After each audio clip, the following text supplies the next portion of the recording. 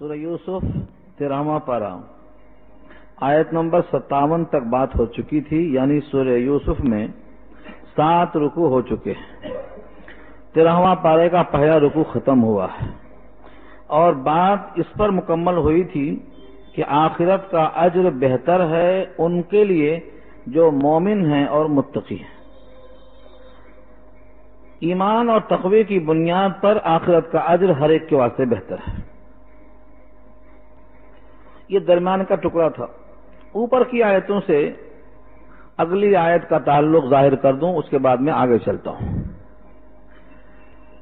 قرآن کریم کے اندر تسلسل اور ربط بہت گہرا ہوتا ہے، کہیں ظاہر ہوتا ہے اور کہیں ظاہر کرنا پڑتا ہے۔ جب تک ہم گہرائی کے ساتھ سوچیں گے نہیں، جب تک تعلق ظاہر ہونا یقینی نہیں ہوتا۔ اس لیے تھوڑا آپ لوگ حرکت میں آ جائیں۔ میں نے دیکھا جگہیں بہت خالی ہیں دائیں بائیں، اور دائیں طرف بالکل خالی ہے۔ حرکت میں برکت ہے، نیند غالب ہے آپ کے اوپر۔ بہت دیر سے سن رہے ہیں اور بڑے اچھے اچھے اشعار، بڑے اچھے اچھے تلاوت کے الفاظ، تو اس سے آپ مسحور ہو کر کے جہاں وہیں پڑے ہوئے ہیں، تھوڑا حرکت میں آ جائیے تاکہ دماغ آپ کا کچھ ربط دینے کے لائق بن جائے۔ اور دائیں بائیں برابر بیٹھنے کا حکم ہے، ایسا نہیں کہ صرف بائیں طرف بیٹھ جائیں، دائیں طرف چھوڑ دیں، دائیں طرف بیٹھ جائیں، بائیں طرف چھوڑ دیں۔ اپنا لحاظ نہیں کرنا، مجمع کا لحاظ کرنا، اس سے آپ کا فائدہ ہوگا۔ آدھی چیز مقرر مطالعہ کر کے لاتا ہے اور آدھی طلب کرنے والوں کی طلب پر اللہ عطا فرماتا ہے۔ آپ کی طلب جتنی زیادہ خالص ہوگی اتنا کھل کر اللہ تعالیٰ بولنے کی صلاحیت دیتے ہیں۔ آپ اگر نہیں سننا چاہیں گے تو ہم کچھ بھی نہیں بول سکیں گے، اور آپ سننا چاہیں گے تو آپ کی طلب پر اللہ عطا فرماتے ہیں۔ تو ہم سارے محنت کرنے کے بعد اگر آپ ذرا بھی حرکت نہ قبول کریں تو پھر ہم فیل ہو جائیں گے، کوئی بات سمجھانا مشکل ہوگا۔ اوپر سے تعلق اس طرح آ رہا تھا کہ حضرت یوسف علیہ السلام خزانے کے اوپر اللہ کی طرف سے اقتدار حاصل ہوا، تمکن بخشا گیا، پورے ملک مصر میں جہاں چاہیں وہ رہ سکتے ہیں۔ اور یہ اللہ فرماتے ہیں کہ یہ محسن کا اجر ہے جو ہم یہاں عطا کر رہے ہیں اور آخرت تک دیتے رہیں گے۔ یہ محسن کا اجر ہے جس نے صبر کیا، کنویں میں صبر کیا، غلامی میں صبر کیا، جیل خانے میں صبر کیا، اور ساتھیوں نے بھی فراموش کر دیا تو وہاں بھی صبر کیا۔ صبر کرتے کرتے یہ محسن کا اجر ہے جو ہم نے یہاں دیا کہ وزیر خزانہ بنایا، اور یہاں ختم نہیں ہو جائے گا۔ آخرت کا اجر تو اس سے بہتر ہے جو مومن اور متقی ہے اس کے حق میں۔ اس طرح سے بات مرتب ہو گئی۔ پھر وہی واقعہ چلا کہ جیسا وعدہ ہوا تھا 7 سال خوشحالی ہوگی، 7 سال قحط ہوگا۔ دوبارہ اس کا یاد آنے کی رب کریم نے، کیونکہ یہ بات پیچھے آ چکی ہے، گویا کہ جیسا خواب دیکھا تھا ویسا ہی پیش آ گیا، جیسا تعبیر دیا تھا یوسف نے ویسا ہو گیا۔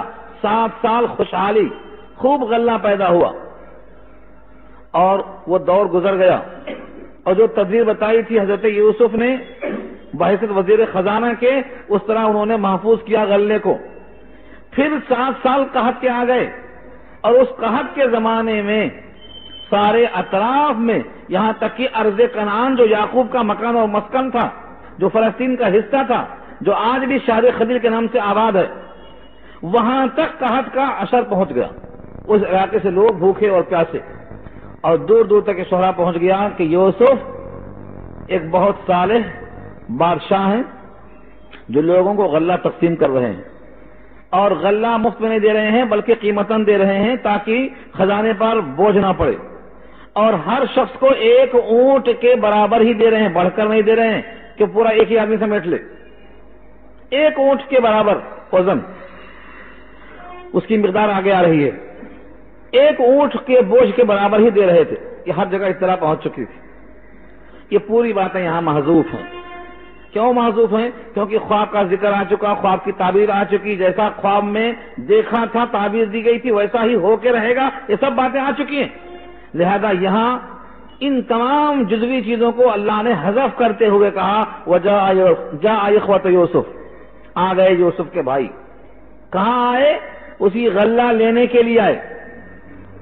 قحط پڑ چکا سارے عالم میں، ہر طرف غلے کی قلت ہو گئی، آ گئے۔ وَجَاءَ إِخْوَةُ یوسف، اور آئے یوسف کے بھائی۔ اخوتن میں جو تے لگی ہے یہ مؤنث کی نہیں ہے. ہاں جسے کہا قرآن کریم نے انما المؤمنون اخوتن، سارے مومن بھائی بھائی ہیں. تو اخوتن میں اخوت کی تا ہے، جنس کو بیان کرتی ہے یہ، یعنی اخوت بھائی چارگی. اخن سے اخوت جمع ہے. جتنے یوسف کے بھائی تھے 10، ایک بنیامین تھے ان کو نہیں لائے، اس کی وجہ بھی آگے آ رہی ہے. ان 10 کو لے کر یہ پورے کے پورے حاضر ہیں. درمیان میں کیا ہوا کیسا ہوا یہ سب حذف کر دیا گیا ہے. وجہ اخوت یوسف، اور کنعان میں بھی قحط ہوا تو یوسف کے بھائی آئے. فدخلوا علیہ، پس وہ سب داخل ہوئے یوسف کے پاس. علیہ میں جو ہی کی ضمیر ہے، آپ کے پاس آئے یعنی یوسف کے پاس آئے. فعرفہم، یوسف نے ان کو پہچان لیا. تو عرفہ پہچان لیا یوسف نے، ہم ان بھائیوں کو، یہ پورے 10 کے 10 ہیں جنہوں نے کنویں میں دھکیلا تھا، قافلے والوں کے ہاتھ بیچا تھا. ان لوگوں نے راستے میں اپنے کندھے پہ اٹھا کر نیچے پٹک دیا تھا. جب تک باپ دیکھتے تھے کندھوں پر رکھا تھا، نگاہیں جب اوجھل ہو گئی تو اٹھا کے نیچے پھینک دیا تھا. یہ 10 کے 10 پورے. بڑا ظالم کو کون نہیں پہچان لیتا، یہ اس وقت تک ظالم تھے. سب کو جیسے ہی اندر داخل ہوئے پہچان لیا. اللہ کی شان دیکھو، وَهُمْ لَهُ مُنْكِرُونَ، اور وہ پورے بھائیاں لہو مانے یوسف کو، منکرون نکارت کی نگاہوں سے دیکھتے ہیں، نہیں پہچان سکے. یوسف نے سب کو پہچانا اور کسی نے یوسف کو نہیں پہچانا. آپ پوچھتے ہوں گے وجہ کیا ہے؟ وجہ ہے، آپ غور و فکر کریں تو معلوم ہو جائے گی. یہ واقعہ جو اب داخل ہوئے ہیں ملک مصر میں، اور جب بھائیوں نے کنویں میں ڈالا تھا، اس وقت سے اب تک 40 سال گزر چکے ہیں. 7 سال کی عمر تھی یا 10 سال کی عمر تھی، اور اب 47 کی عمر ہے. اتنا لمبا وقفہ گزر گیا. بھائی پہلے ہی جوان تھے، اب بھی جوان ہیں، تھوڑا تغیر آیا. لیکن جو بچہ 7 سال کا تھا اب 47 سال کا ہے تو بدل جاتا ہو. دوسرے ان کے دماغ میں یہ تھا ہی نہیں کہ جس کو ہم کنویں میں ڈال کے آئے تھے، غلام بنا کر بیچ کے آئے تھے، وہ ترقی کرتے کرتے بادشاہ بن جائے گا. کون سوچتا؟ دماغ میں یہ آیا ہی نہیں. جس کو ہم مار چکے تھے، جس کی عزت نفس، جس کے ساتھ ہم نے اتنا ظلم کیا تھا کہ اس کو آزادی سے غلامی میں تبدیل کر دیے تھے، وہ بھلا بادشاہ بن سکتا ہے؟ سوچے بھی نہیں تھے. اور بادشاہ تو سب سے پوچھ سکتا ہے تم کہاں سے آئے، کون ہو، کیوں آئے. لیکن جو بادشاہ ہے اس سے کون پوچھے کہ آپ کون ہیں، آپ کا نام کیا ہے، آپ کے خاندان کا نام بتاؤ؟ کون پوچھے گا؟ ان تمام وجوہات کی وجہ سے یوسف نے ان کو پہچان لیا. فعرفہم وہم لہو منکرون، اور وہ لوگ منکر رہے، یعنی نکارت، اجنبیت. کون ہے کہ کون ہے بادشاہ، یہ کہاں سے آیا، کیسا ہے، کچھ نہیں پہچان سکے. اس جملے میں اور بھی بہت سی باتیں پوشیدہ ہیں، بہت سی چیزیں.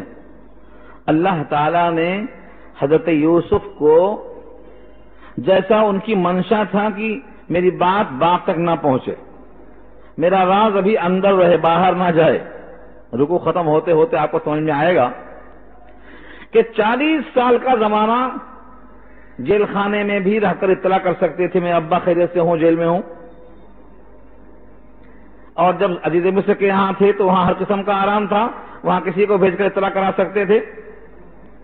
بھائی آئے ہیں، ان کو پہچان گئے ہیں، ان پر راز کھول سکتے تھے. اب تو اچھی پوزیشن ہے.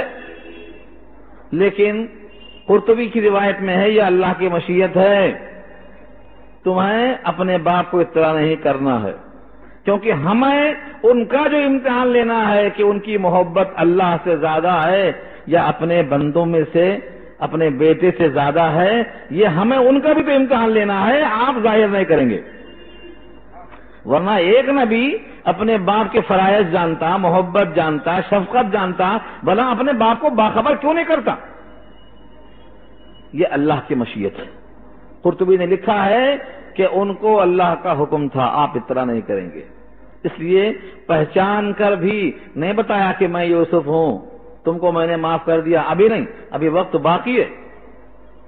پوری امتحان کی کیفیت ختم ہونے کے بعد ظاہر کریں گے. ولما اور جب جہزہم تیار کر دیا ان کو بجہازہم ان کے پورے سامان کے ساتھ. جہزہ جہاں بھی آئے اس کے معنی تیار کرنا. تجہیز اور تقسیم سنا آپ نے کبھی؟ تجہیز بھی اسی جہازہ سے ہے، یعنی جہازے کو جب تیار کر دیا تو تجہیز اور کفن بنایا جائے تو تقسیم. تو جہازہ کے معنی جب ان کا پورا سامان باندھ کے تیار ہو گیا. ولما جہزہم بجہازہم، جہاز ہم الگ کرو اور با الگ کرو تو کیا بچا؟ جہاز. اردو میں ہوائی جہاز کو جہاز ہی بولتے ہیں. کیوں بولتے ہیں؟ وہ بھی تیار ہے، اب بالکل اپنے پورے توانائیوں کے ساتھ تیار ہے تو اس کو جہاز بولیں گے، تو جہاز نہیں بول سکتے اس کو. یہاں بھی وہی ہے، یعنی غلہ لے کر ناپ کر تول کر ہر طرح سے اب یہ چلنے کو تیار ہے، سمجھ لو سامان پورا باندھ کے ریڈی. ولما اور جب جہزہم انہوں نے سامان تیار کر دیا، جہزہم غلہ وغیرہ سب باندھ کے ٹھیک کر دیا. قال اتونی باخ لکم من ابیکم، کہا تم لے کے آنا میرے پاس تمہارے اپنے ایک بھائی کو جو باپ شریک ہے. دیکھا آپ نے؟ قالا کہا، اتونی لے کے آنا، آئندہ جب آنا، باخ لکم تمہارے ایک بھائی کو. وہ بھائی کیسا ہے؟ من ابیکم تمہارے باپ کا شریک ہے، ماں کا شریک نہیں ہے. یہ 10 بھائی ماں باپ الگ تھے، اور بنیامین یوسف ان کے ماں الگ تھے، باپ ایک تھے. یعنی یعقوب کی اولاد یوسف ہیں، بنیامین ان کے بھائی ہیں، والدہ الگ ہیں. وہ 2 بھائی ایک والدہ سے ہیں اور باقی 10 بھائی دوسری والدہ سے ہیں. اس واسطے کہا اس کو اخیافی بھائی کہتے ہیں، اس کو باپ شریک ماں الگ. باخ لکم من ابیکم.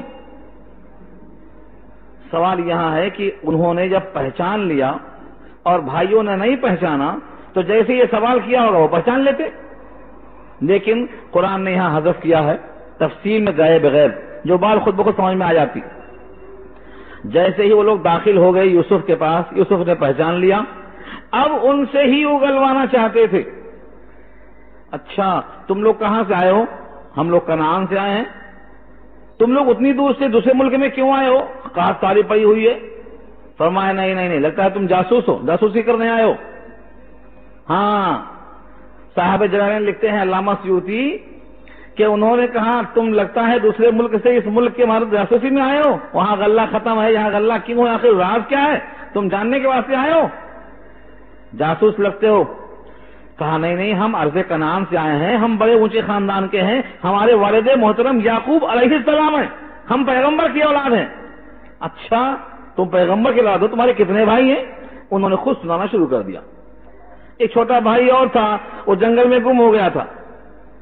ایک چھوٹا بھائی اور ہے، اس کے حصے کا بھی غلہ دے دو. ابا نے اس کو نہیں چھوڑا کیونکہ ان کو بہت پیار آتا ہے. یوسف کی جگہ پر وہ بھی چلا گیا تو کون ہاتھ میں رہے گا؟ اس کو روک لیا ہے، اس کے حصے کا بھی غلہ دے دو. یہ سب نوک جھونک باتیں یہاں معذوف ہیں، سب معذوف ہیں. تمام مفسرین نے ان تمام کیفیات کو یہ کہہ کر واضح کر دیا کہ حضرت یوسف نے پوچھا اور انہوں نے جواب دیا. اس کے بعد بادشاہ نے اپنے تمام کارندوں سے کہا کہ ان کو معزز مہمان سمجھ کر رکھو اور قواعد کے مطابق ان کو غلہ دے دو، بڑھ کے نہیں دینا، ضابطے کی تکمیل. چنانچہ ہر ایک کو ایک اونٹ برابر غلہ دیا گیا، جس کو وہ ایک وسق کہتے ہیں. ایک وسق پیمانہ تھا اس زمانے کا. 60 سا، سواد الف عین، سا کے معنی ایک پیمانہ ہے، سا. 60 سا ایک وسق میں آتا ہے، اور ایک سا ہوتا ہے 3.5 سیر کا. 3.5 سیر، پہلے کلو نہیں ہوتا تھا، سیر ہوتا تھا. اس لحاظ سے تقریباً 210 سیر ہوتا ہے، جس کو آج کل 5 من کہا جا سکتا ہے. اتنا غلہ انہوں نے ہر ایک کو دے دیا، اور نگہبانی غلہ دینے کی خود کرتے تھے بذات خود بادشاہ ہو کر، تاکہ قحط سالی کے زمانے میں کوئی بھوکا نہ مرے، ہر ایک کو پہنچے. الا ترون انی اوفی الکیل، کیا تم نہیں دیکھتے ہو کہ میں بہت اچھا ناپ کر پورا دے رہا ہوں. وانا خیر المنزلین، اور کیا تم نہیں دیکھتے ہو کہ میں بہترین مہمان نوازی کر رہا ہوں. تمہیں عزت سے بٹھایا، کھلایا پلایا، اب تو تم بھائی کو لے کر آؤ اس کو بھی، اور اس بھائی کو لے کر آؤ گے اس کے حصے کا ملے گا۔ 3 چیزیں بتایا۔ نمبر 1، کیا تم دیکھتے نہیں ہو کہ میں ناپ تول میں پورا پورا دے رہا ہوں جتنا حق بنتا ہے؟ اور تم یہ بھی دیکھتے ہو کہ شاہی مہمانوں کی طرح تمہارا اعزاز کرتا ہوں، تو خیر المنزلین، بہترین مہمان نواز بھی ہوں میں۔ منزل گھر میں جو ہے، گھر کو کیا بولتے ہیں؟ منزل بولتے۔ اور جس کو اتار کے گھر میں لاؤ وہ تو کیا ہے؟ جس کو اتارا گیا، منزل ہے وہ، اور جو گھر میں لانے والا ہے وہ منزل ہے، مہمان نوازی کرنے والا۔ اور مہمان کو نزیل بھی بولتے ہیں اسی سے، اور دسترخوان کے کھانے کو نزل بولتے ہیں اسی سے، نزلا من غفور الرحیم۔ وانا خیر المنزلین، اور میں بہترین ہوں اتار کے لانے والا، کھلانے پلانے والا۔ میں تمہاری عزت کرتا ہوں، ناپ تول میں ڈنڈی نہیں مارتا ہوں، پھر تم اپنے بھائی کو لاؤ۔ یہ ترغیب کا پہلو ہے، اگر نہ لائے تو یہ ترہیب کا پہلو بھی آگے سنا دیا۔ فَإِن لَّمْ تَأْتُونِي بِهِ فَلَا كَيْدَ لَكُمْ عِندِي وَلَا تَقْرَبُونِ، اگر تم نہ لائے تو فَإِن لَّمْ تَأْتُونِي بِهِ، اور اگر تم دوبارہ آتے وقت اس کو نہ لائے تو فَلَا كَيْدَ لَكُمْ، تمہیں کچھ بھی نہیں ملے گا۔ لا کیل، کوئی تول تمہارے واسطے نہیں، تمہیں کچھ بھی نہیں ملے گا۔ 1 اونٹ کا، 2 اونٹ کا، تم کو 10 اونٹ کا مل جا رہا نا اب، جب تمہیں 1 اونٹ کا بھی نہیں ملے گا۔ فلا کیل لکم، تمہارے واسطے کیل ہی نہیں ہوگا۔ کیل کسے کہتے ہیں؟ ایک ہوتا ہے وزن کر کے دینا، اور ایک ہوتا ہے ناپ کر کے دینا۔ ناپنے کو کیل کہا جاتا ہے۔ بہت سے سامان ایسے ہوتے ہیں جن کو گن کر بیچتے ہیں، بعض کو تول کر بیچتے ہیں، اور بعض کو گن کر کے یا کسی پیمانے میں ڈال کر دیتے ہیں۔ دودھ ہے، لیٹر ہے، کتنے لیٹر ہے یہ، اس کو ناپتے ہیں۔ تو ایسے تمام پیمانوں کے واسطے الگ الگ چیزیں ہوتی ہیں۔ فلا قید لکم مانے تمہارے واسطے ناپ ہی نہیں ہے۔ اور اندی کہا، میرے پاس، تم کہیں اور جا کر لے لو تمہیں مل جائے تو۔ اور اس زمانے میں، اس قحط سالی میں کہیں بھی غلہ دستیاب نہیں تھا، لوگ دور دور سے آ رہے تھے۔ اور آگے کہا ولا تقربون، اور میرے قریب بھی نہ آنا، میرے سے بات کرنے کی جرات بھی نہ کرنا۔ بلا بادشاہ کا جلال، اگر اس شرطوں کو پوری نہیں کیا تو 3 نقصان بتا دیا۔ نمبر 1، غلہ نہیں ملے گا۔ نمبر 2، مجھ سے بات نہ کر سکتے تم، اور جہاں مل جائے غلہ جا کے وہاں سے لے لو، نقصان ہی نقصان ہے۔ اور اگر بھائی کو لے کے آئے تو اس کے حصے کا ملتا، پورا پورا ناپ سب کو ملتا، میرے پاس مہمان نوازی ملتی، فائدے ہی فائدے ہیں۔ یہ سب جا کر کے انہوں نے پرام بنا دیا، جا کر ابا سے سنائیں گے۔ لیکن والد محترم مانتے کہ نہیں مانتے؟ ہم تو کوشش کریں گے۔ والد محترم کیوں نہیں مانیں گے؟ کیونکہ اس سے پہلے وعدہ کر کے دغا کر چکے ہیں، اب دوبارہ پھر دھوکہ دینے جا رہے ہیں، تو مانتے یا نہیں مانتے؟ لیکن ایک بات لکھا ہے شارحین نے، حضرت یعقوب نے اوپر جو واقعہ ہو چکا ہے یوسف کے ساتھ بے وفائی اور غداری کا، کہ بھائیوں نے باپ سے وعدہ کیا اور لے جا کر کے کہا دیا کہ بکرا کھا گیا، بھیڑیا کھا گیا، کچھ بھی کھا گیا، سب جھوٹ بول دیا کر کے۔ اس واقعے کے باوجود انہوں نے اپنے ساتھ رکھا، بیٹوں کو الگ نہیں کیا۔ ان کو اپنے ساتھ رکھنے کا مقصد یہ ہے کہ بگڑی ہوئی اولاد کو الگ نہیں کرنا، امید پر سدھارنے کی، ساتھ رکھ کر کوشش کرتے رہنا۔ ہمارے ماں باپ کیا کرتے ہیں آج کل؟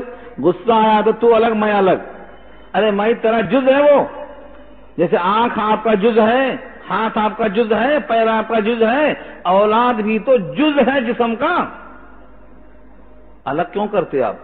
جب تک ہاتھ کے بارے میں ڈاکٹر کہتا ہے یہ بن سکتا، سنور سکتا، امید ہے سدھر سکتا، تب تک نہیں کاٹتے۔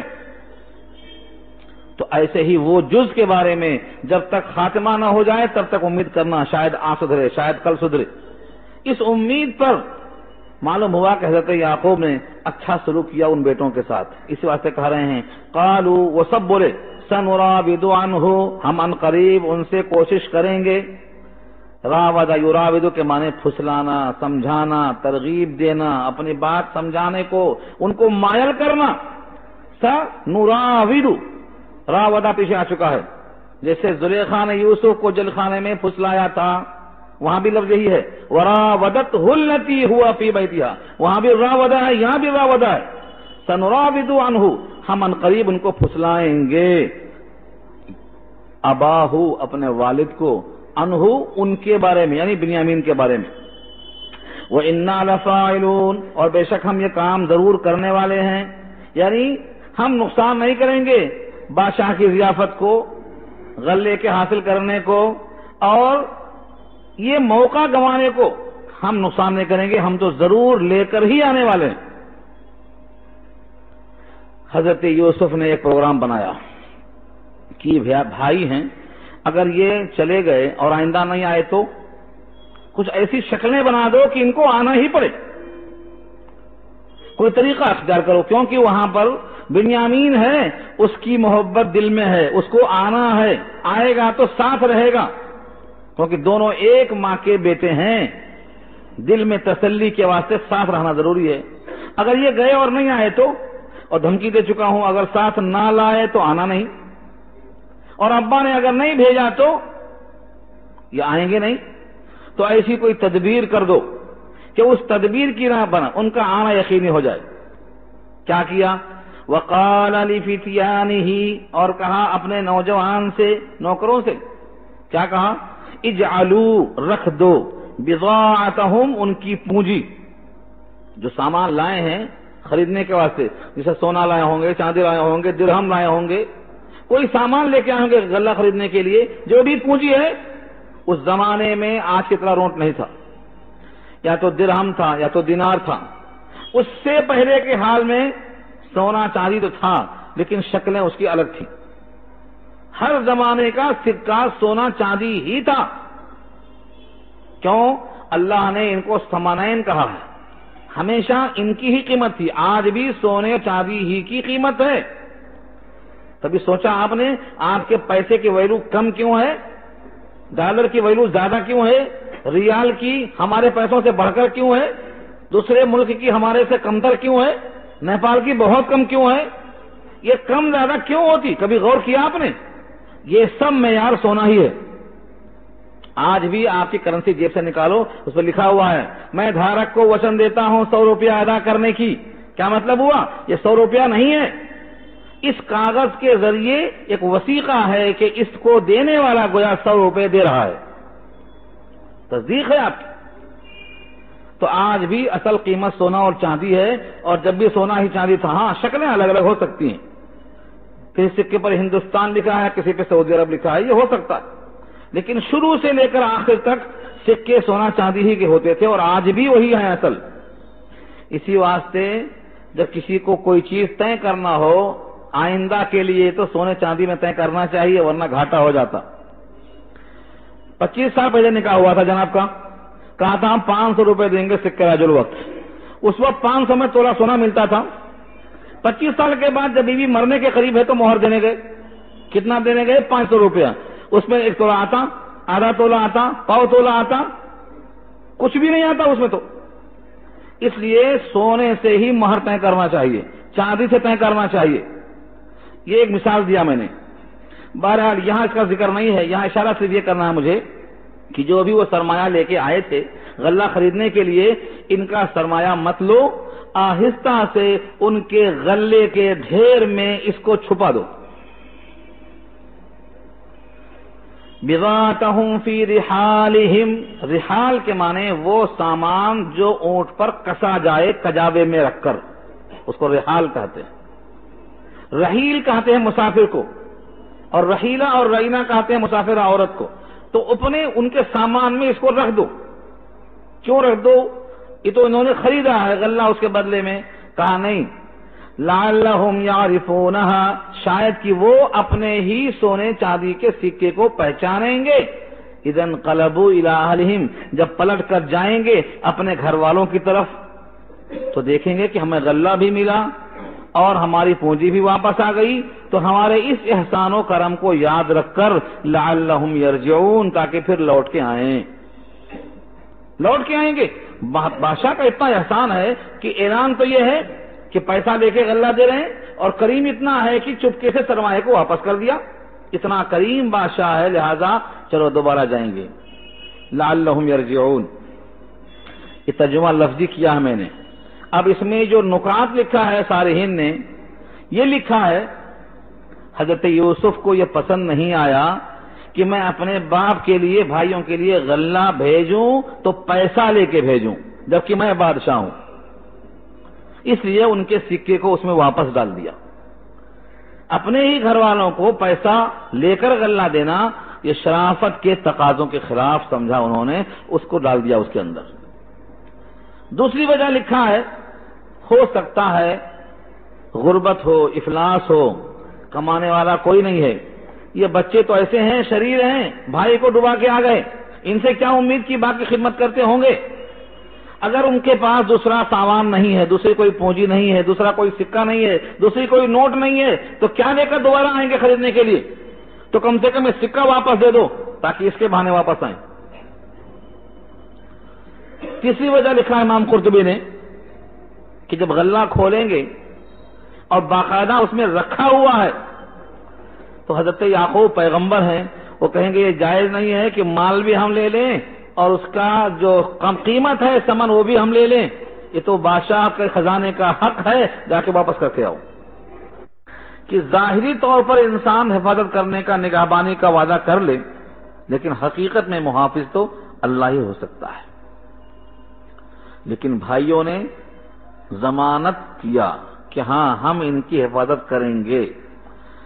تمام ائمہ کہتے ہیں کسی کی ضمانت لی جا سکتی ہے۔ امام مالک کہتے ہیں صرف مال کی ضمانت ہو سکتی ہے، آدمی کی ضمانت نہیں ہو سکتی ہے، کیونکہ وہ کیا ہو سکتا ہے، اس کو چوری کیا مار دیا گیا تو کیا ضمانت، قتل کر دیا گیا تو کیا ضمانت۔ اس لیے فرمایا کہ اصل محافظ تو اللہ کی ذات ہے، فاللہ خیر حافظا وہو ارحم الراحمین، اور وہ بہترین رحم کرنے والا ہے۔ اس جملے کا اثر یہ ہوا کہ اللہ نے بنیامین کی تو حفاظت کیا ہی کیا، ان کے طفیل میں یوسف کا بھی اظہار ہونے والا ہے، کیونکہ فاللہ خیر حافظہ کا اثر پہنچا وہاں تک، اللہ کے حوالے کیا حفاظت کو، تو بنیامین بھی محفوظ اور ان کے ساتھ یوسف بھی محفوظ۔ یہاں تک واقعہ ہوا ان کے سوال جواب کا۔ اس کے بعد سامان کھولو، کیا ملا کیا لائے؟ وَلَمَّا فَتَحُوا مَتَاعَهُمْ، اور جب کھولا انہوں نے اپنا سامان، وَجَدُوا، پایا انہوں نے، بِضَاعَتَهُمْ، اپنا سرمایہ، اپنی پونجی، اپنا سکہ، رُدَّتْ إِلَيْهِمْ، لوٹا دی گئی تھی انہی کی طرف۔ جملہ دیکھو، رُدَّتْ إِلَيْهِمْ، لوٹا دی گئی تھی انہی کی طرف، یعنی غلطی سے آ گئی اٹک کے نہیں۔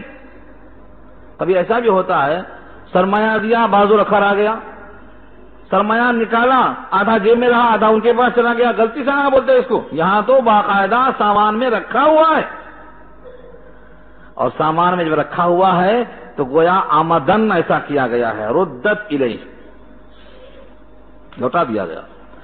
باپ سے جو کہا تھا کہ بہت مہمان نوازی کیا، بڑا عزت دار ہے بادشاہ، بڑا ہمارا خیال کیا، بڑا ہمارا اکرام کیا، ان تمام باتوں کے واسطے سرمایہ دیکھ کر تصدیق ہو گئی۔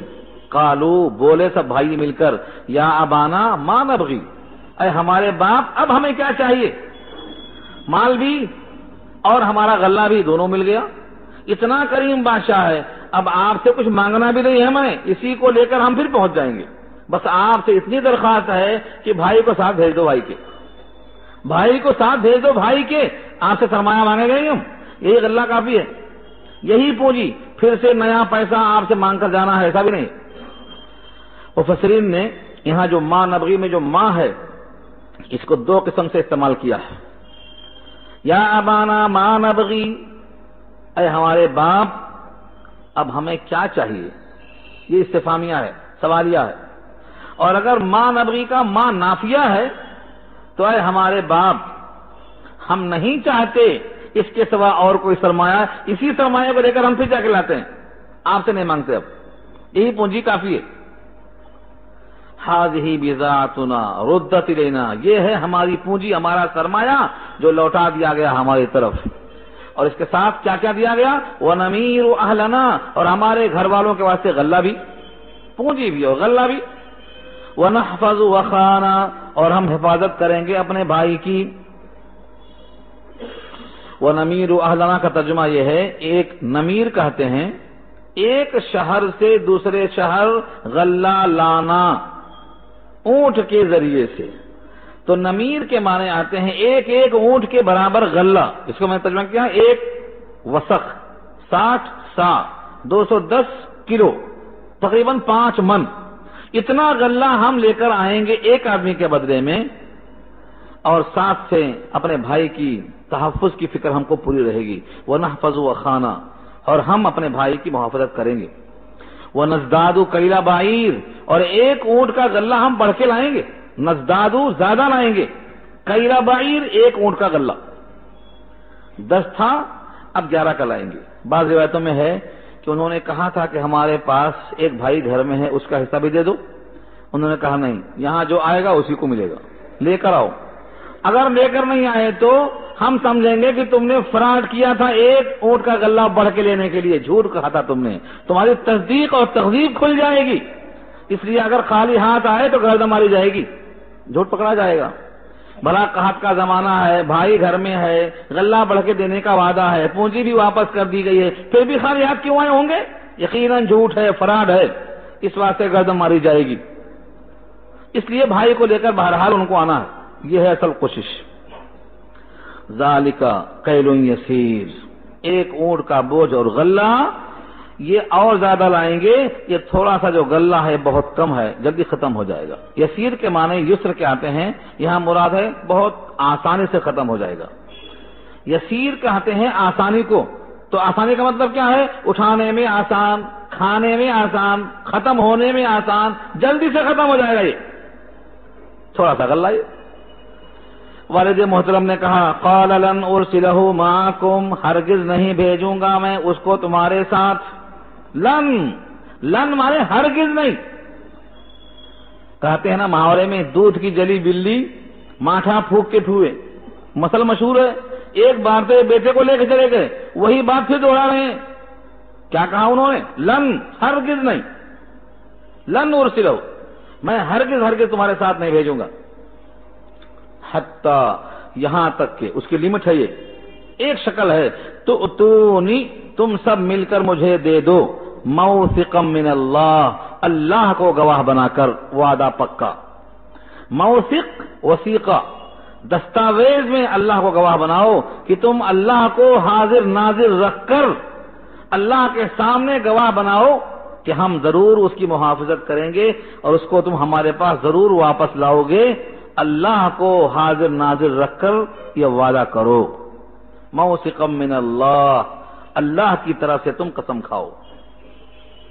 لتأتوننی بہ، کہ تم اس کو ضرور بضرور لاؤ گے. دیکھو لتأتوننی میں ایک لام پر زبر ہے، لام تاکید ہے یہ. پھر لتأتون میں نون ثقیلہ ہے، یہ بھی تاکید ہے. دو تاکید کا مطلب تم ضرور بضرور میرے پاس لاؤ گے، تم اللہ کو حاضر ناظر رکھ کر گواہ بنا کر وعدہ کرو.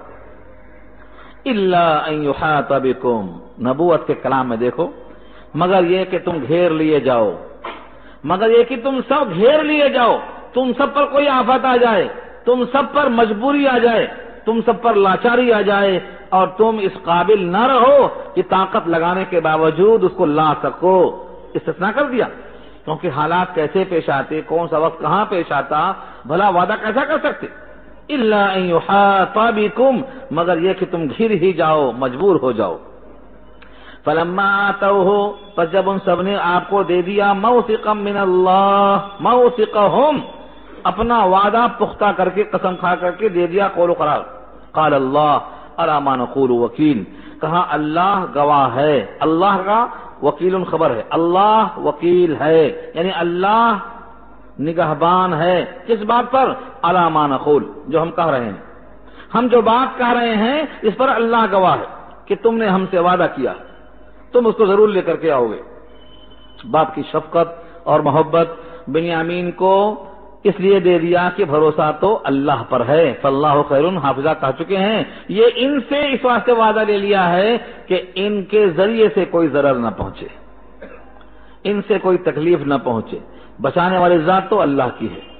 شفقت پدری، 11 بیٹے، سب کے سب حسین و جمیل، نبی کا خاندان ہے، چہرے پہ نبوت کے آثار یعنی خاندانی شرافت کا وقار، لمبے ترنگے، اونچے، حسین اور جمیل.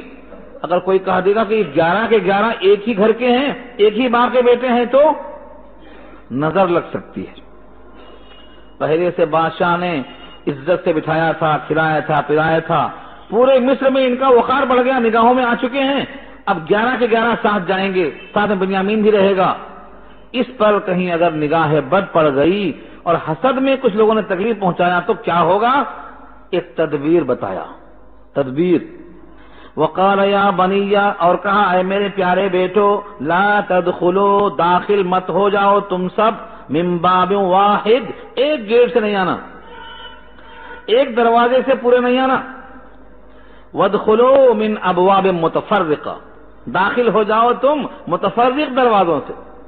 صاحب قرطبی لکھتے ہیں کہ 4 گیٹ سے، 4، ہمارے پیراماؤنٹ کالونی میں بھی 4 گیٹ ہے اتفاق سے، میں جب پڑھا مطالعہ کر رہا تھا میں تو دیکھا ملک مصر میں 4 دروازے، ہماری بھی کالونی میں 4 دروازے، یاد کرنے کو بتایا۔ کیا یاد کرنا آسان سمجھتے آپ؟ جتنی باتیں پڑھی گئی ہیں پوری باتیں یاد ہونا اور صحیح صحیح آپ کو سنانا کوئی آسان کام نہیں ہے، آپ سے زیادہ فکر کرنا پڑتا ہے پڑھنے والے کو۔ آپ تو خالی آرام سے آ کر بیٹھ جاتے ہیں، اور میں سمجھتا ہوں کہ آپ کا مجھ پر بڑا احسان ہے، بڑا کرم ہے جو میرے کو آپ سن لیتے ہیں۔ آپ کے کان، آپ کی توجہ ذریعہ بنتی ہے کہ ہم کلام الہی کو زبان سے ادا کرتے ہیں۔ آپ نہ آئیں تو کس کو سنائیں گے ہم؟ لیکن سچ یہی ہے، پڑھ کر آنے والا آپ سے زیادہ محنت کر کے آتا ہے۔ تو ہم نے یاد کرنے کے واسطے کہ 4 دروازے تھے، ہماری کالونی کے 4 دروازے یاد کیا میں نے، 4 گیٹ ہیں ہمارے پاس پیراماؤنٹ کالونی میں، یہاں بھی 4 گیٹ ہیں۔ وہاں چاروں سے بٹ کے آنا، کہیں نگاہ پڑ جائے، نگاہ میں آ جاؤ تو حسد پیدا ہوگا، نظر بد پیدا ہو سکتی ہے۔ وقال یا بنی لا تدخلوا من باب واحد وادخلوا من ابواب متفرقہ، اے میرے پیارے بیٹے، ایک دروازے سے داخل نہیں ہونا، اور داخل ہونا سب کے سب متفرق دروازوں سے، الگ الگ الگ الگ الگ الگ۔ اس سے کیا ہوگا؟ وہ پیغمبر تھے، اپنے آپ سے خود پوچھا اس سے کیا ہوگا؟ یہ تدبیر تو ہے، لیکن اس تدبیر سے کیا خدا کا فیصلہ ٹل جاتا؟ خدا کے فرماتے ہیں وما اغنی عنکم من اللہ من شیء، میں تم کو اللہ کے فیصلے سے، اس تدبیر کے ذریعے سے کچھ بھی بے پرواہ نہیں کر سکوں گا۔ یہ تدبیر ہے باپ کی طرف سے، کر لو، اختیار کر لو اس کو، ورنہ حقیقت میں ان الحکم الا للہ، حکم تو اللہ ہی کا چلتا ہے۔ ان الحکم الا للہ، نہیں ہے حکم مگر اللہ کا۔ یہاں سے معلوم ہوا ظاہری تدبیر کرتے ہوئے بھی یہ دل میں سوچنا ہم تو پورا انتظام کرتے ہیں، باقی اللہ کی مرضی، ہم تو پوری کوشش کریں گے مگر مرضی اللہ کی، حکم اللہ کا، فیصلہ اللہ کا۔ یہ مومن کی شان ہے۔ یعقوب کو خوب معلوم تھا کہ میں نے سب کچھ کیا ہے، یہ تدبیر ظاہری ہے، لیکن اس تدبیر ظاہری سے خدا کا حکم کوئی ٹال نہیں سکتا ہے۔ وما اغنی عنکم، اغنی، میں تمہیں بے پرواہ نہیں کر سکتا، میں تم کو بریء ذمہ نہیں کر سکتا، میں تم کو مستغنی نہیں کر سکتا اللہ کے فیصلے سے، من شیء، کچھ بھی۔ کیوں؟ ان الحکم الا للہ، حکم تو اللہ کا ہے، جیسا وہاں سے فیصلہ ہوگا ویسا ہوگا، لیکن تدبیر ظاہری تو اختیار کرنا ہے۔ علیہ توکلت، علیہ توکلت، اسی پر میں نے بھروسہ کر لیا ہے، یہ تدبیر کے ساتھ بھروسہ میں نے اس پر کر لیا ہے۔ اور آگے سبق دیا ہے سارے بھروسہ کرنے والوں کو، وعلیہ فلیتوکل المتوکلون، اور اسی پر چاہیے کہ بھروسہ کریں بھروسہ کرنے والے۔ متوکل کون ہے؟ متوکل کہتے ہیں اللہ پر بھروسہ کرنے والا۔ ومن یتوکل علی اللہ فہو حسبہ، سورہ طلاق میں کہا اللہ نے جو بھروسہ اللہ پہ کرتا ہے اللہ اسے کافی ہو جاتے۔ دیکھو اس بنیامین کے معاملے میں اللہ کو محافظ قرار دیا، بھروسہ اللہ پہ ظاہر کر دیا، اس کی برکت سے بنیامین بھی مل گئے، یوسف بھی مل گئے، تخت شاہی مل گیا۔ سبب بن جائے گا یہ واقعہ، آگے آگے دیکھیے ہوتا ہے کیا۔ علیہ توکلت، میں نے بھروسہ اسی پر کیا ہے، وعلیہ، اور اسی پر فلتوکل، چاہیے کہ بھروسہ کریں۔ کون؟ متوکلون، تمام بھروسہ کرنے والے۔ آپ بھروسہ کس پہ کرتے ہیں؟ کسی نے وعدہ کیا ہے وہاں بھروسہ، کسی نے دینے کا وعدہ کیا ہے وہاں بھروسہ، فلاں پارٹی پہ بھروسہ، اور فلاں اسکیم پہ بھروسہ، اور فلاں بینک پہ بھروسہ، سب پہ بھروسہ ہے، لیکن اللہ پہ بھروسہ کرنا چاہیے جیسا ویسا نہیں ہے۔ تم اس دنیا میں مشقت جھیل کر مجھے راضی کر دو، مرنے کے بعد تمہارے واسطے میرا وعدہ ہے راحت دوں گا، بھروسہ ہے اس پر؟ تو پھر محنت ہونا چاہیے۔ اگر شادی خانے میں 4 لاکھ خرچہ ہم کر سکتے ہیں جہاں اللہ نے نہیں کہا ہے، تو پھر قرآن کریم پر 4 لاکھ نہیں چاہیے تو 1 لاکھ خرچہ کرو، ہے پیسہ نکلتا نہیں؟ کیوں نہیں؟ کیونکہ اس پر وعدہ جو ہے ادھار ہے۔ حالانکہ سچ یہ ہے کوئی اللہ کا وعدہ ادھار نہیں ہے۔ سوچنے کی بات ہے، ضمن تھوڑی بات کر دوں میں۔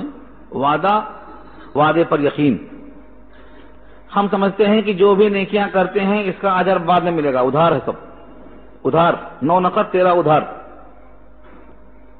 اقبال نے شکوے میں کہا ہے نا، اور بیچارے مسلمان کو فقط وعدے حور کا مطلب ادھار۔ سچ یہ ہے جتنی نعمتیں اللہ نے ہم کو اب تک دی ہیں، دیتے جا رہے ہیں، ان کا ہم نے ابھی تک شکریہ ادا نہیں کیا ہے۔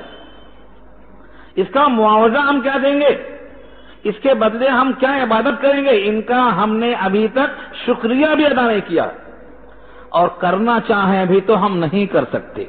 اللہ نے کہا ہے اگر تم شکریہ ادا کرنا چاہو سابقہ نعمتوں کا تو تم شکریہ کیا ادا کرو گے، تم نعمتوں کو گن بھی نہ سکو گے۔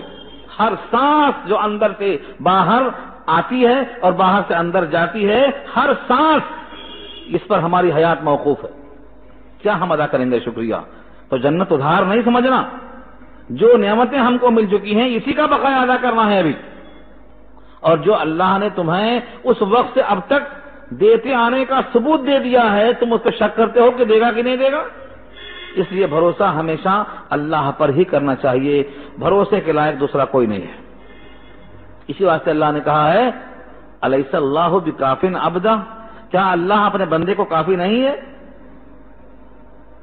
الیس اللہ بکاف عبدہ، اور کہلوایا ہے کہو حسبی اللہ، مجھ کو اللہ کافی ہے، اور جمع کا صیغہ حسبنا اللہ، ہم کو اللہ کافی ہے۔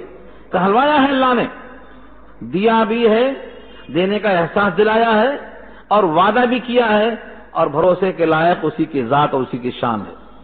اس لیے یعقوب نے سبق دیا ہے آج سے عہد کرو، بھروسہ ہمیں اللہ پہ کرنا ہے، اللہ کے وعدوں پر شک کی کوئی گنجائش نہیں ہے۔ وَلَمَّا دَخَلُوا مِنْ حَيْثُ أَمَرَهُمْ أَبُوهُمْ، اور جب سب کے سب داخل ہو گئے اس جگہ سے جہاں ان کے باپ نے حکم دیا تھا، مطلب متفرق دروازوں سے، الگ الگ گیٹ سے آ گئے۔ مَا كَانَ يُغْنِي عَنْهُمْ مِنَ اللَّهِ مِنْ شَيْءٍ، مَا كَانَ يُغْنِي عَنْهُمْ مِنَ اللَّهِ مِنْ شَيْءٍ، نہیں کام میں آتی ہے، نہیں کام میں آ سکی ان کے اللہ کی طرف سے کچھ بھی، یعنی یہ تدبیر، یہ ترکیب کچھ بھی کام میں نہیں آئی۔ پھر کیا ہوا؟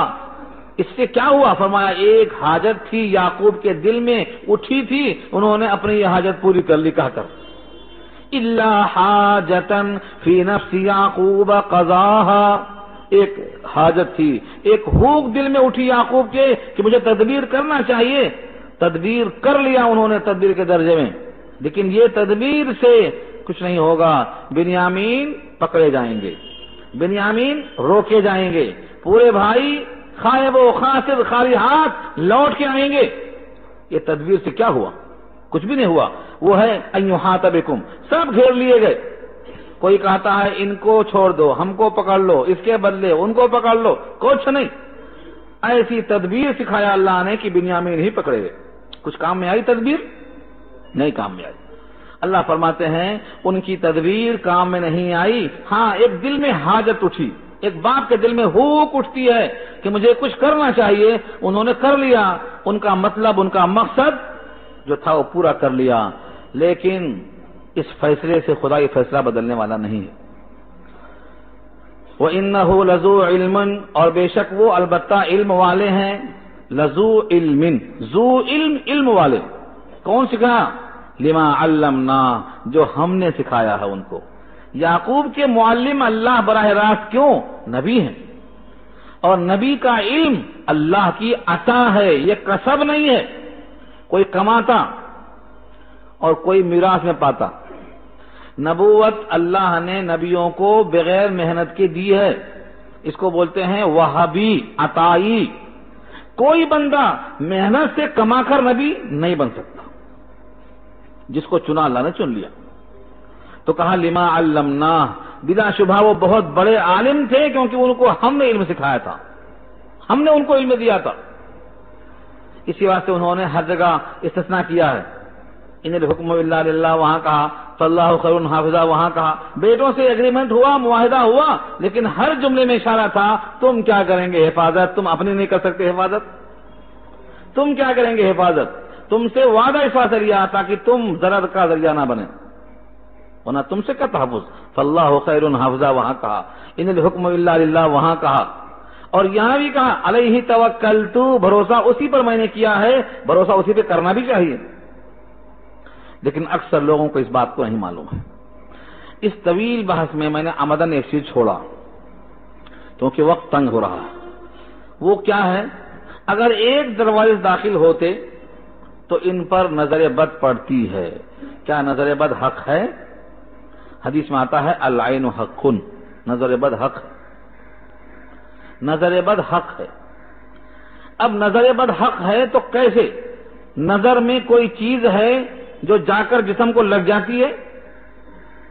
جب تمہیں کوئی اچھی چیز دکھائی دے تو تمہیں کہاں چاہیے ماشاء اللہ یا بارک اللہ، اس میں اللہ برکت دے، یا جو اللہ نے چاہا وہ یہ موجود ہے. ماشاء اللہ لا قوت الا باللہ کہیں گے. سورہ کہف میں یہ واقعہ آ رہا ہے. تو آپ کی جائیداد ہو، مکان ہو، لڑکا ہو، بیوی ہو، جو بھی حسین شے نگاہ میں آئی، اس کے شر میں یہ لفظ کہہ دینے سے ایک دم ختم ہو جاتا، اتر جاتا. اگر ماشاء اللہ نہیں کہیں گے، ارے واہ کیا اچھا ہے میاں، کوئی فائدہ ہے بول کے تعریف بھی کر دیا، نعمت چھین لیا. یہ واہ کہنے سے نہیں رکتی، ماشاء اللہ بولو، کیونکہ اس کا حسن اللہ کی عطا ہے. تم نے جو پسند کیا ہے، قابل تعجب لگا ہے، یہ واہ کہنے کا نہیں ہے، ماشاء اللہ کہنے کا ہے.